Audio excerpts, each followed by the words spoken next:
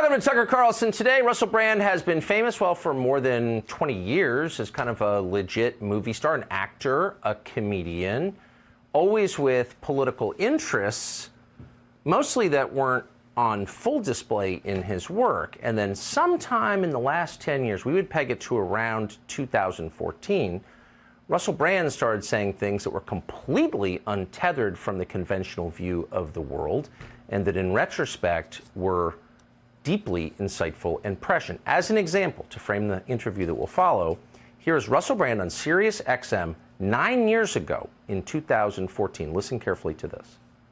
There's no reason why Exxon or Monsanto should be allowed to do what they want. They're not God.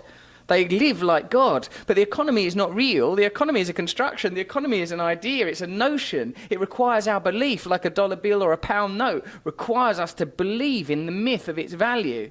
And as soon as we withdraw our consent, as soon as we disobey, it's over. It's over for them. And working in media and being interviewed by conventional media, I face a lot of opposition. But all the time when I'm facing it, I think, I ain't even talking to you. I don't need to talk to you because I know people are ready. I know people are waking up because I'm from the world. People seem to think I was like popped out of some little fame pod. I grew up in a normal suburban town on the outskirts of London. And I remember it. And I live with people. And I see them and I talk to them. I'm not talking just about galling inequality of people that are like homeless. I'm talking about ordinary working people across the world can't afford to live properly. What was that? Very few people were thinking in those terms 9 years ago, and none of them were movie stars, not a single one. So we've been following Russell Brand with growing interest on the internet, where he spends an awful lot of time now. Well, let's be totally honest, one of our all-time favorites. Not because we agree with everything he says, some of it we're not exactly sure, but for one specific reason. You watch Russell Brand speak to camera, and you're watching a man who's trying his absolute dead-level best to figure out what the truth is, and that's the rarest quality of all. So we are honored to have him with us. He's the host of Stay Free with Russell Brand on Rumble. His brand new comedy special, Brandemic, is out March 13th. Russell Brand joins us in studio. Russell Brand, thank you so much for coming on. I'm really happy to be here with you. Thanks for making us so welcome in this unique place. Well, thank you. Well, it is. I'll take that as a compliment. So I've just been watching this. I can't get over that clip because nobody in your business that I have ever seen was thinking like that. And maybe there were some, they were not saying that out loud. So it raises the question, that was 9 years ago, how did you get from being this movie star, comedian, well-known pop figure to a guy who's thinking in those terms? Like, how did that happen?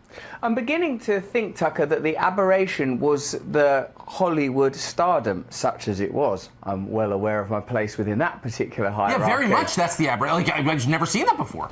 No, because up until that point, I've been a stand-up comedian. Before that, I remained, by the grace of God, a recovering drug addict and alcoholic. And my background is an ordinary blue-collar background in Essex, England, which, for simplicity's sake, we can describe as New Jersey. Is that what it's like? So yeah, so you don't have to think for ages, what does that mean? Essex? But it's on the outskirts of London, big metropolitan area, suburb.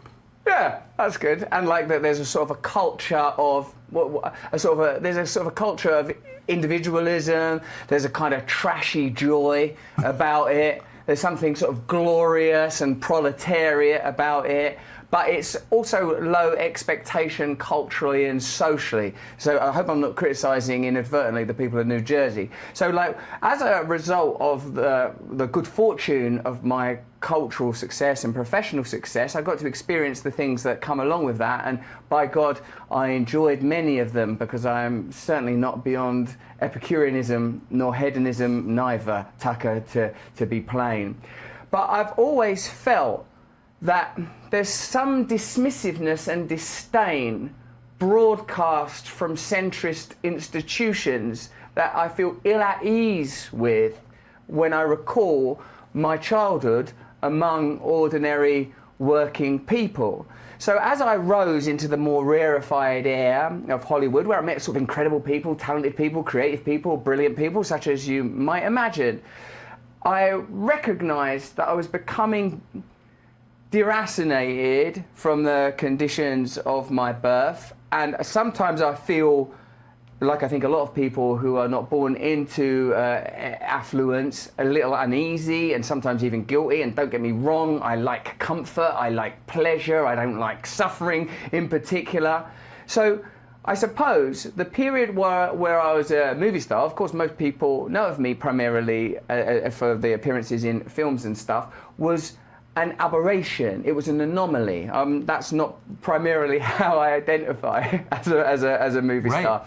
And also, when you're a celebrity, as you obviously know yourself as one of the most prominent cultural figures in this country, you're sort of frozen in a snapshot of how you are regarded, both by the people that adore and admire you, and by the people that condemn and criticise you. When this became most evident to me is when I was at a football match at West Ham United, the football team that I've always supported, and I heard someone go, "What are you doing here? Just coming here because you're famous?" I'm like, "I was here before, but you didn't know who I was because I wasn't famous." That's what fame means.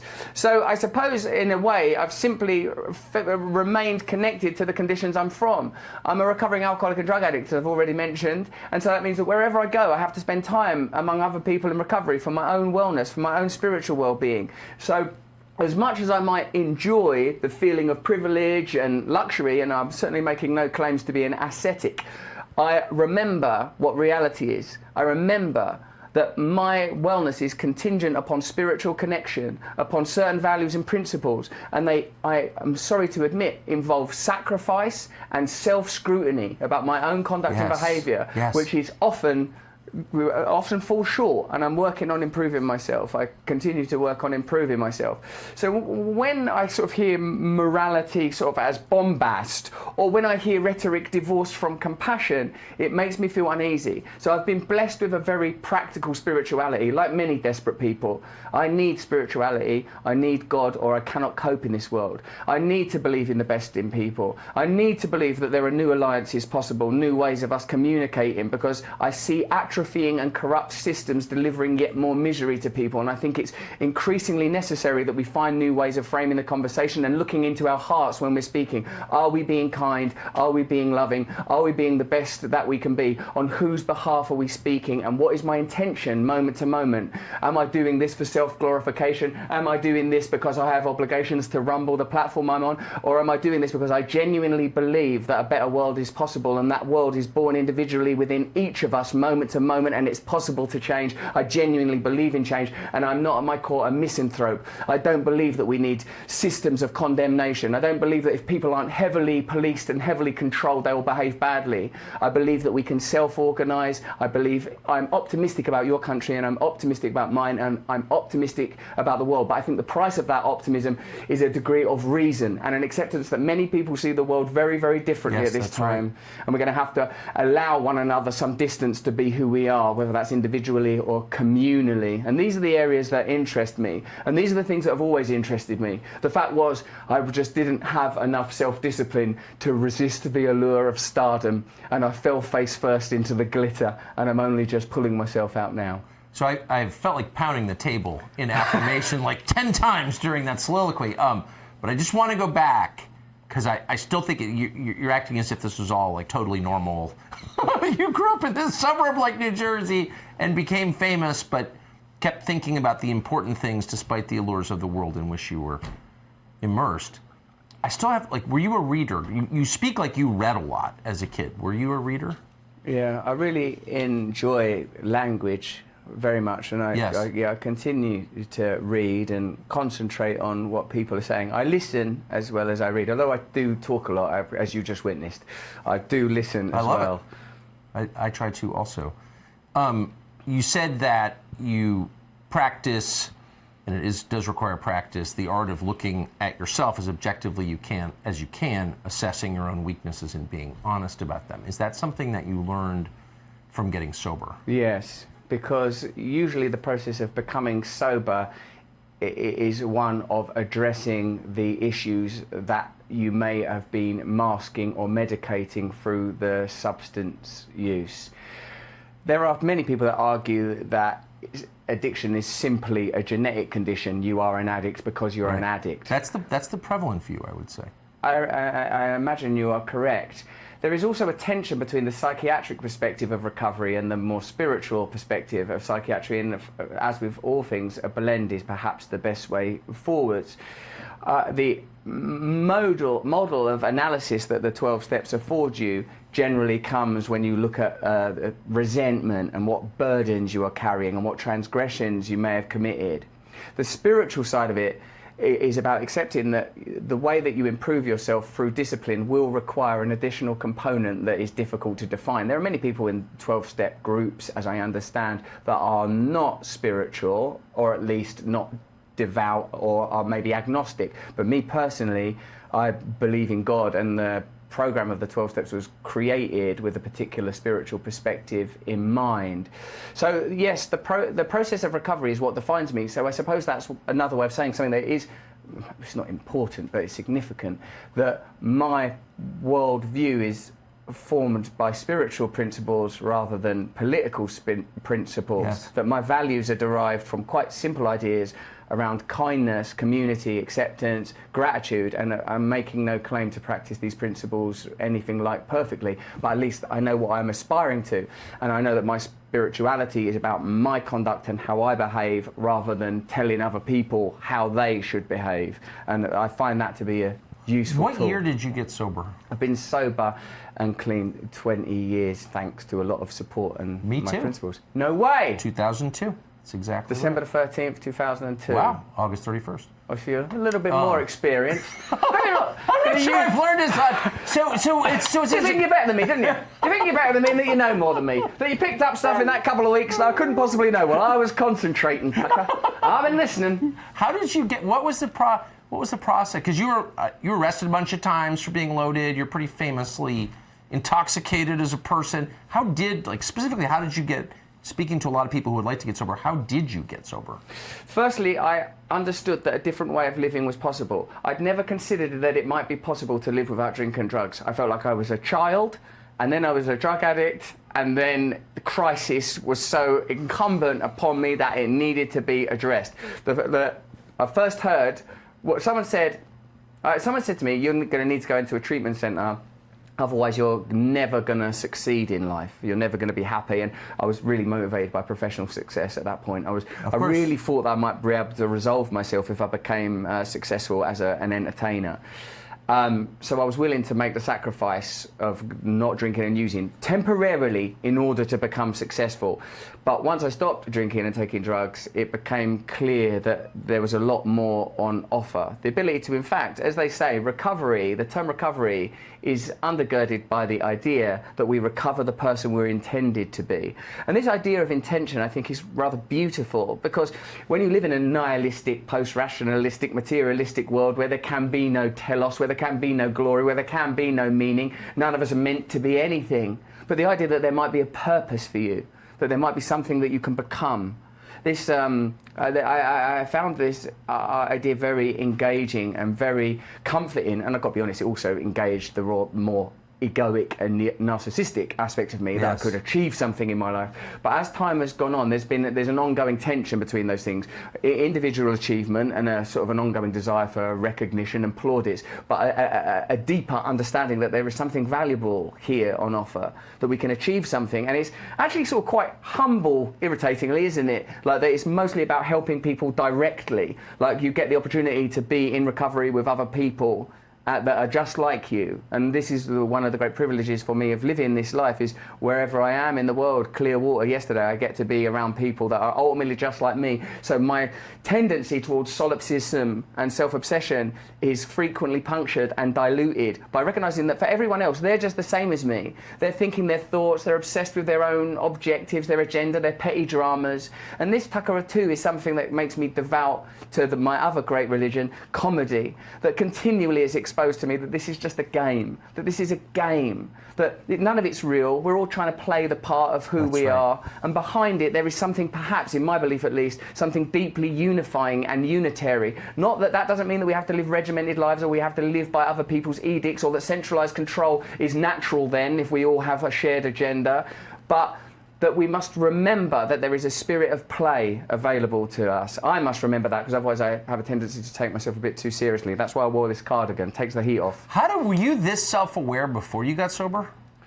Before that, of course, I was a drug addict, so that's very disruptive to the psyche, which isn't all bad, because it means you can't take yourself too seriously, because you recognise that the persona seems to shift a little bit, depending... I notice I feel very upbeat. You can't be too self-serious on heroin, is that what you're saying? If you take enough crack, Tucker, it's undermining. Not least because of the dental issues. Yes, true.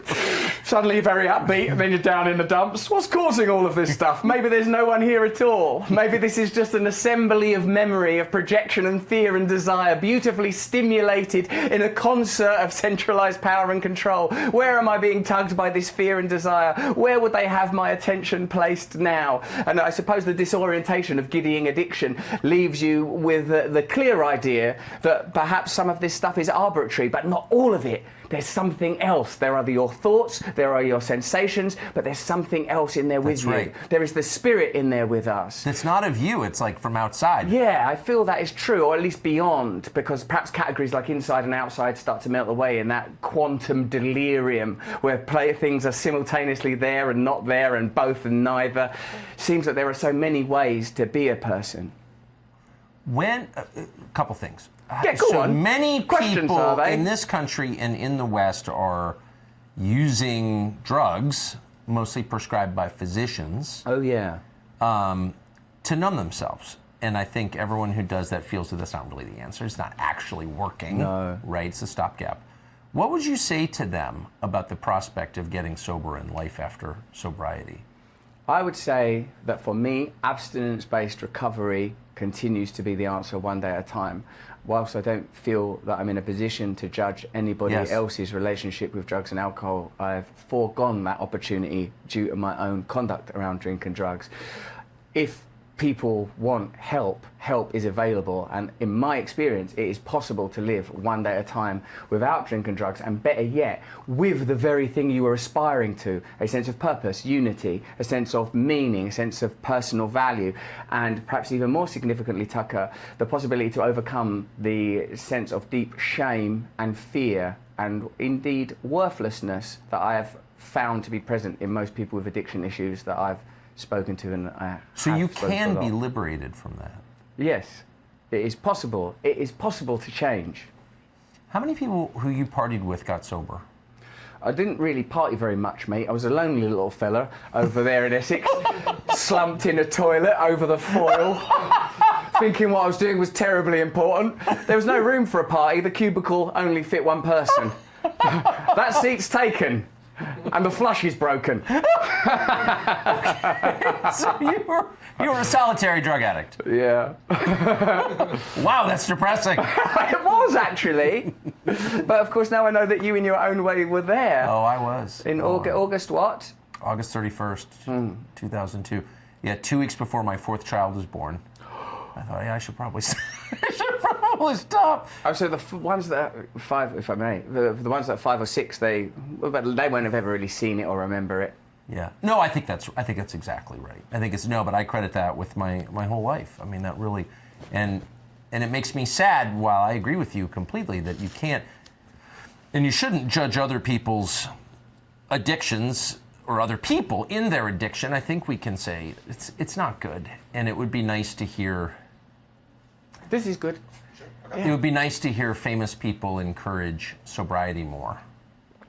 Well, I suppose there are reasons why with abstinence-based recovery in particular, we are encouraged to be at least discreet in the way that we discuss it, so that no one is seen as so that it doesn't go beyond advocacy, right. So that it doesn't become like, I am an example of it. It's simply, right. This is available to me, it works for me, it will work for you as well, if you want to, but I certainly don't see myself as in any way superior to any of the... Thank God, because I like to have places where I fit in, and among other alcoholics and drug addicts, I feel very much at ease, and I'm not really a very sociable person elsewise. Did you believe in God before you got sober?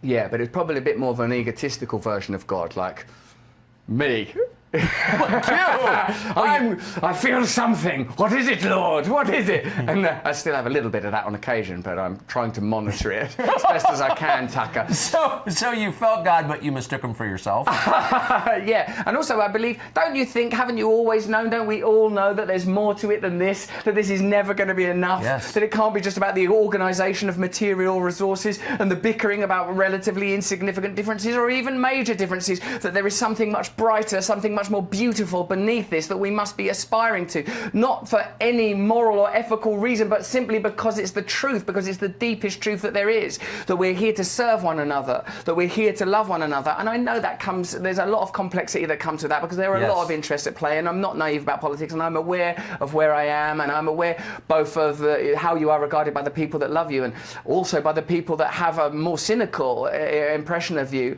But my deep understanding is that people that are idealistic, people that believe in the possibility of change, have to find ways of communicating in good faith with one another, not to trick one another or trip each other up. And I must say that the reason that I was very keen to speak with you is because I feel that this is that you have cultivated, grown, developed, created a pretty unique platform and space, and there must be a reason for that, and I'm really grateful to come. Well, I had the opposite experience from you. I grew up around rich people, and it was, rather than keeping hold of like the person I was when I was young, for me it was the opposite. All of a sudden I woke up and realized a lot of what I thought was completely untrue, and that I was part of the problem.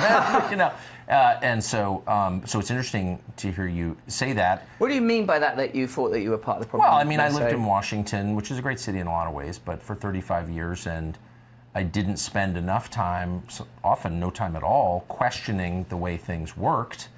And I was inadvertently used as a tool by the people running the place to keep the current system in place. And I didn't even perceive that. And once I started to realize that, I became really mad about it, and I haven't stopped being mad about it. So, but so it's sort of the mirror image of your life. I mean, I grew up in the world that I now criticize.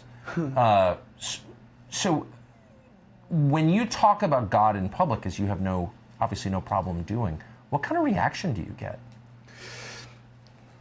Sometimes I sense a kind of cynicism from what you might call the atheistic establishment, who, even if not explicitly atheist, have a devoutness towards secularism and rationalism that tends to regard religious belief as somehow inferior and little more than superstition, than a super-rational perspective, a perspective that it affords us the truth that we all understand, that even in affairs of the heart, your rational mind is incapable of addressing the nature of that quandary, that all of us feel love and all of us operate on a level that can't be entirely housed within the tenets of rationalism. Yes. Even people that I actually respect and admire that are atheists, and I'll give an example because he's famous and stuff, someone like Ricky Gervais, who I admire very much as a comedian, and I respect him. I do too. Yeah, he's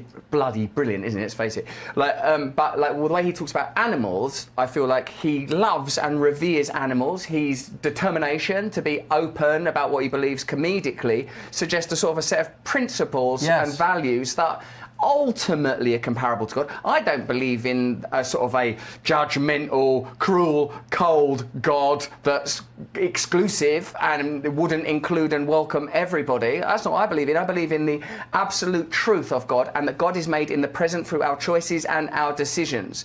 That there is a sublime reality that we are participating in right now. So I hope that because of my willingness to talk about the nuances of my spiritual beliefs and the inclusivity of it, it helps to prevent, I would hope, the kind of criticisms that might be levelled if I was specifically a Sufi or Jain or like a particular branch of Christianity. All of which, though, are faiths and scriptural ideas that sort of fascinate me because of what Huxley would call the perennial truths that appear to be found within them, the deep currents of truth that appear to abide in many faiths. Now, I know people that are particularly Christian might say, no, the way of Christ is the only way, and of course I respect that, and some people that are Muslim, Allah and the Prophet, peace be upon him, and I respect that as well, because my general approach when looking at faith and as much as possible politics is to try to focus on the similarities and not the differences. Focus on where are we in alignment with one another? What values do we share?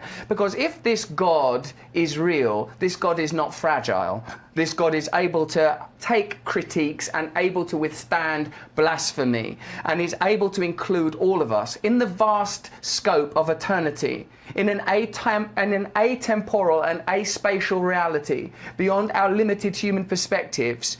This is where God is to be found. Why would I preclude that God? Why would I try to cast God in my image when the potential for God is so vast? And when we live in a time where clearly some new power is required, that we are not going to reorganize our systems with the utility afforded by the current restricted. That's right. That's exactly Something right. else has got to be brought in. Yes. Something new. Can you feel whatever these forces are moving around you now? Well, I'm not going to say yes to that in case I sound crazy, but I feel like that the culture is desperate for something. The culture is... In other words, yes, you can feel it. I'll say, I don't care if it sounds crazy, I can absolutely feel it. There is a desiccation and a dryness in our culture, in the bureaucratic claptrap, in the vanity of small differences, in the ongoing bickering when all sides are being co-opted by the same forces, when ultimately we're serving the same masters, when they've got the game frame sewn up in every direction. This is the time for something radical and real. But of course people are fearful because of the adventures of the last century, and because they know that if you empower the spirit in the average American, and in my belief none of them are average, then real change is coming. And people want hope low. They want optimism low. They want the possibility of change low. They want narrow prescriptions, and they ain't doing nothing about changing those drug prices in any real way from what I've seen, if the pharmaceutical industry can absorb it without flinching. People need a new prescription. People are aware that what they're treating is a deep pain. People are aware that the media, broadly speaking, aren't offering them a genuine perspective, a good faith perspective on reality. I know this is something that, people, I'm aware because I listen to a lot of conversation, and I'm sure you do as well, that people would level the accusations at this broadcaster, that this broadcaster would offer to other broadcasters. And this is why I think, well, why are we getting caught up in that? I understand that many important issues are enshrined within deep political matters that I don't know the language for and that I can't understand. But what I do understand, I believe, is the nature of our spirit and the possibility for change, and where that change is going to have to come from, and what it's going to require of each of us, So this is why I suppose, Tucker, that I do agree that I feel a sense of change is required, because crisis is always there. And perhaps in the same way that it appears that the system exploits crisis in order to double down and engender more surveillance, more ability to observe, more ability to regulate, perhaps we have to use crisis to offer more freedom, more opportunity for diversity, more understanding that people don't all want to live the same way. People want to live differently from one another, and we're going to have to come to terms with that if we're going to move forwards. Otherwise, it plays precisely into the hands of the kind of centrist forces that both sides claim to be in opposition to. But they're not. They're not, are they? No, I'm starting to think they're not. So you said this current moment and recognizing the truth about it implies obligations that we have, claims on us. What are they?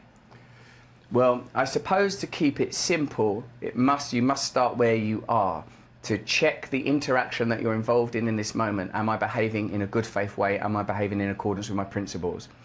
Is my goal in life ultimately, when I look at it, about privilege and prestige and self-advancement? Or do I care deeply about other people? And even when I don't care deeply about other people because I've got caught up in some sort of primal swamp within myself. Am I willing to let go of that and change and be of service? So I actually think it's quite simple. Am I connected to myself? Am I making a genuine effort to connect with other people? Am I interested in the responsibility that comes with the authority that I would claim? Am I willing to listen to people that disagree with me in good faith rather than to sort of shut them down? You know, I've done a media appearance pretty recently, and I've seen that, I guess beyond these imaginary divisions, I feel like I'm being sort of really celebrated and lauded in one quarter and condemned and criticised and savaged in the other. And peculiarly for me, when I grew up, I would have always assumed that I'm a person that belongs to liberal left establishment because of my belief that people have the right to express themselves religiously, culturally, sexually, however they want to with the people that they love or that they're into. You know, and because that's always been my belief, I'm sort of astonished to see that the places where this kind of conversation is at least permitted are conventionally in the spaces that I always regarded as, Dick Cheney, Rumsfeld, Wolfowitz, we're going to blow up Iraq and then we're going to exploit it. Yes. It all seems so straightforward. These are the goodies, these are the baddies. Now it's like, where's the goodies? We're all vagrant. I do think that Wolfowitz and Dick Cheney still hate you. Do they? Well, I'm trying my best to win them over. Dick, come on, stop snarling underneath that Stetson. I know there's a good man under there. Wolfowitz, even though every syllable of your name seems to suggest that you could work for Darth Vader, I know that we can get along. Let's open our hearts to the Rand Institute. Come on, we can have a new American century, but perhaps not the one you were intending to build.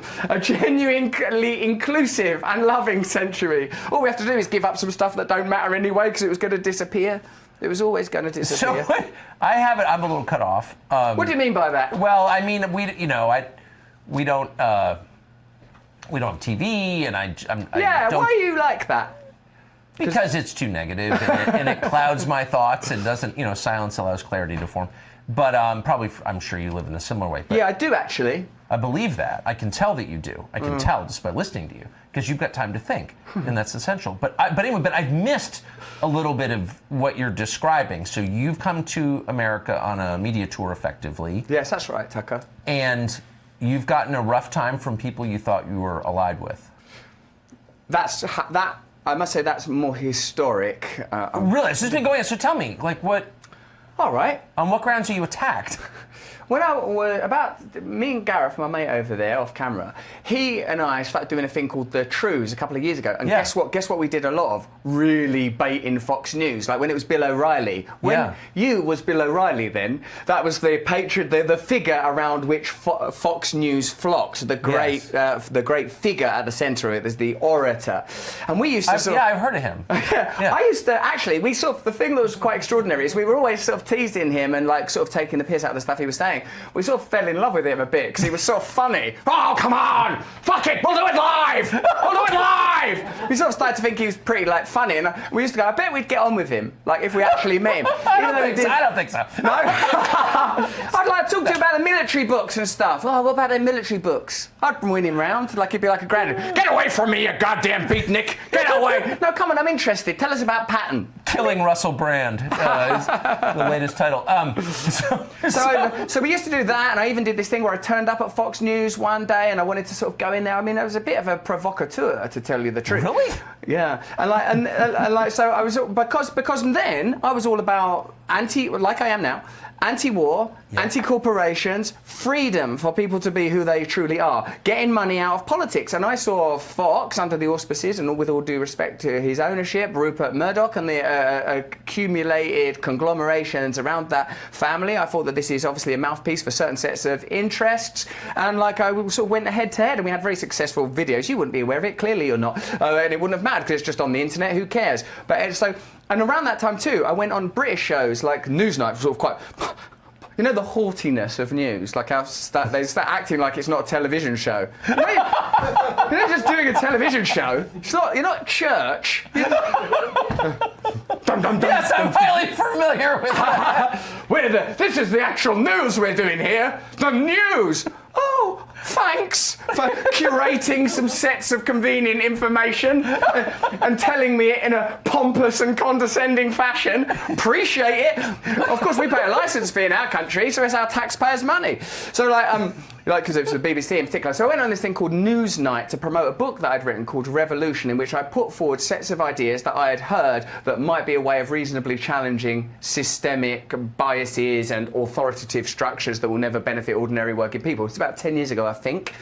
I went on this show Newsnight, and the anchor, Jeremy Paxman, who's actually a very good journalist, and sort of he's one of them. He's a bit like, again, like you've become sort of an archetype in a way, although albeit a very new and wonderful perspective. Like Jeremy Paxman is one of them. He takes down politicians, no, Home Secretary, when did you receive the dossier? He was that kind of person, like saying the same question again and shouting them down your sort of gear.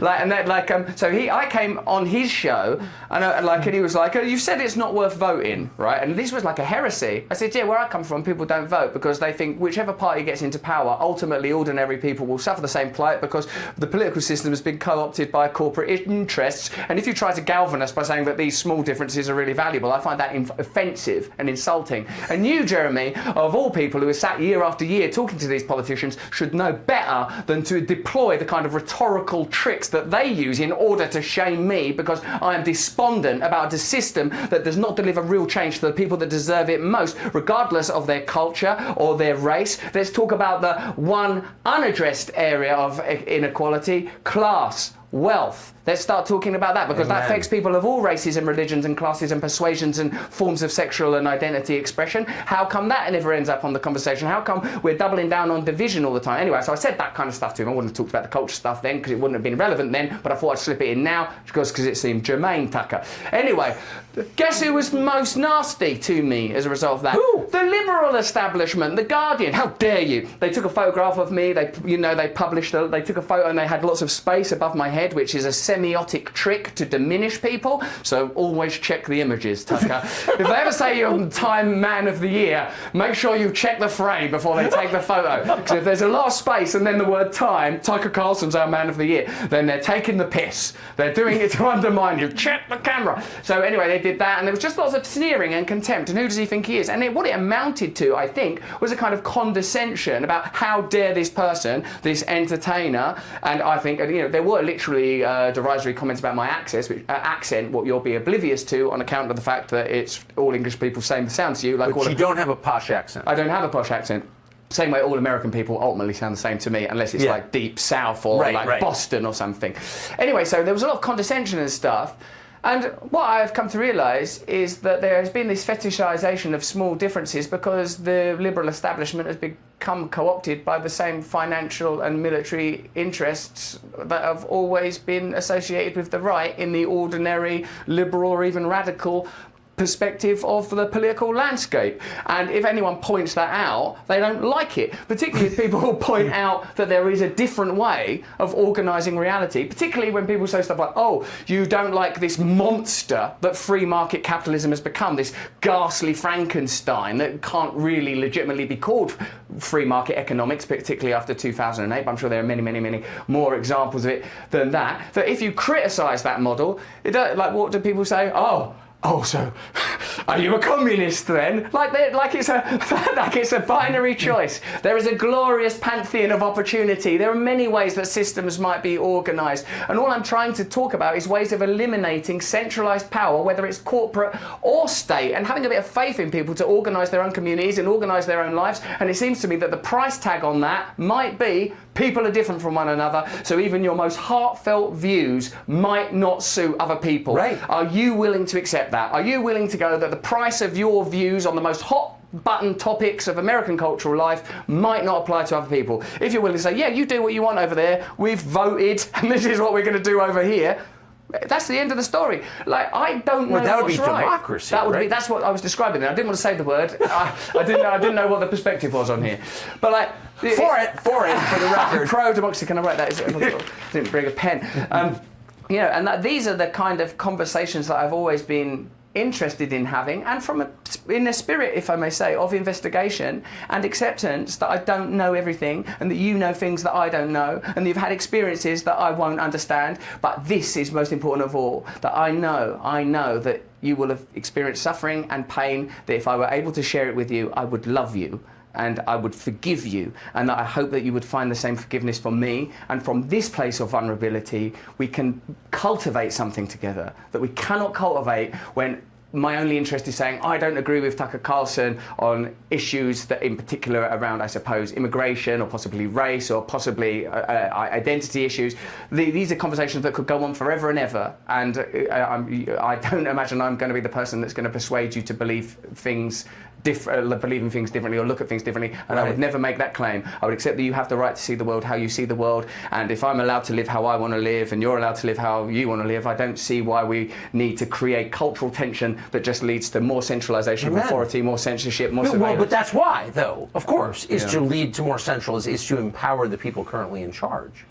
I mean, this is not organic. It's not organic. As they say in the spaces that I move in, it's not a bug, it's a feature. Yes.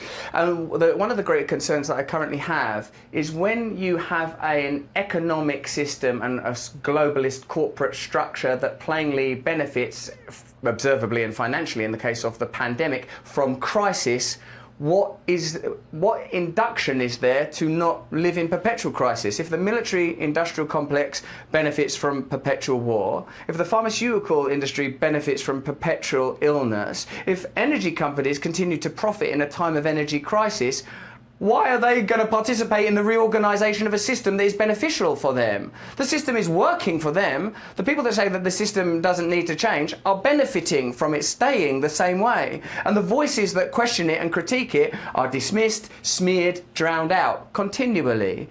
And this is something that I think can only end with the type of alliances that we are hopefully trying to cultivate, and with the acceptance that you have just outlined, that it is beneficial for them to have people mired in cultural argument, which to the people involved directly are very significant, and I would not seek to undermine the importance of people that are directly involved in those struggles, the same way as I won't be dismissive about the civil rights struggles of the 60s.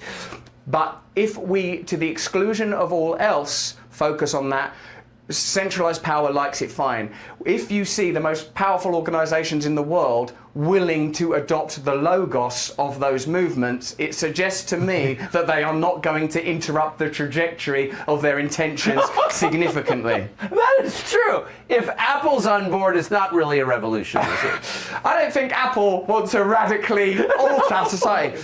Well, the first thing we're going to do is we're going to be taking a lot of Apple's money so that people elsewhere can live through it. Oh, no, I don't what?